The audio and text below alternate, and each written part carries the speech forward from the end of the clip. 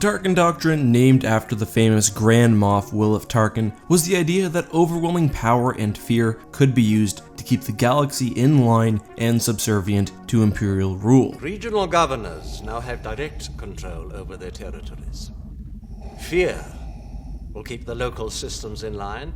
It was exemplified by the Death Stars, Imperial Dreadnoughts, and the Empire's military as a whole. And with, at my estimation, about 50 Super Star Destroyers and tens of thousands of regular Star Destroyers, the Empire was easily capable of projecting immense power across the galaxy. However, with so much galaxy to govern and a focus on large, powerful warships, especially the Star Destroyer, the Empire struggled to respond to the mobile, small, fast, Rebel fleet. This eventually led to the Battle of Endor, where the Emperor lured the Alliance into an all-or-nothing trap. But, likely hoping to maintain the element of surprise, the Empire failed to muster enough ships to overwhelm their enemy. So, with the fleet very well suited for a straight-up slugging match, but not prepared to fight an opponent who relies on guerrilla warfare, what should the Empire have done? Let's talk about the planet of Mon Cala. Mon Cala was one of the first targets of the Dark Empire during the rebirth of Emperor Palpatine, as the Mon Calamari as a species were seen as vital to the rebellion's war effort. And truly, we see at not only the Battle of Endor, but most other engagements, that the only large capital ships of the Alliance were Mon Calamari cruisers. Most of these came from the vital Mon Calamari shipyards, which not only produced the rebellion's large capital ships, but were also one of their only sources of any new vessels. The Empire did for a time subjugate the planet, however with the help of the Alliance, the Mon Calamari were able to revolt and openly rebelled against the Empire, continuing to create starships and strengthening the Alliance fleet until the end of the war and beyond. Substantial resources were placed near and around the planet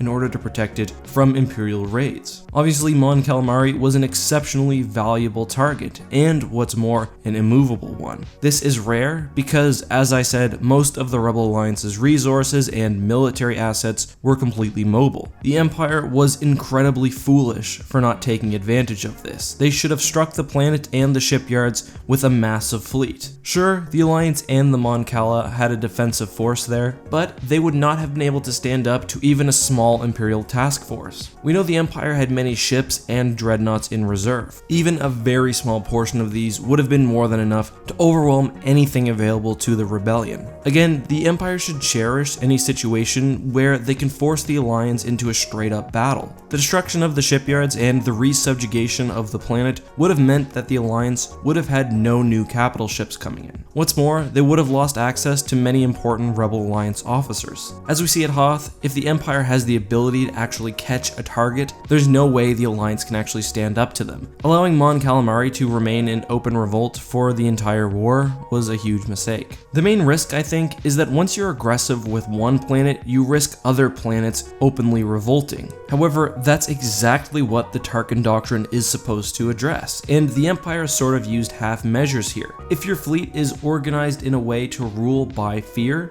and you've allowed that doctrine to totally influence your naval style, then you actually have to be brutal. You have to have that iron fist. Destroy the Mon Calamari shipyards, then tighten your grip on any planet that opposes you. After that, I would continue to cut down on the sources of Rebel ships. I take a hard look at the Incom Corporation and how all their starfighters are making their way into Alliance hands, and would try to find some way to stop the Alliance from making use of stolen Imperial ships, whether that's automated battle droids, ship shutdown systems, giving away fake ships rigged with explosives, whatever, all with the purpose of stopping the Alliance from getting new warships. After that, I would slowly whittle down Rebel forces without having to try to force them into some sort of final battle. That, however, is just my opinion. Does my theory make sense, and does my strategy work? Let me know all of that and more, as well as any videos you'd like to see me make in the future down in the comments. Thanks to everyone for all the support lately. I've uploaded a new Empire at War video on my second channel. If you want to check that out, I'll also put a link down in the comment section. Anyway, until next time, this has been Eckhart's Ladder. May the Force be with you.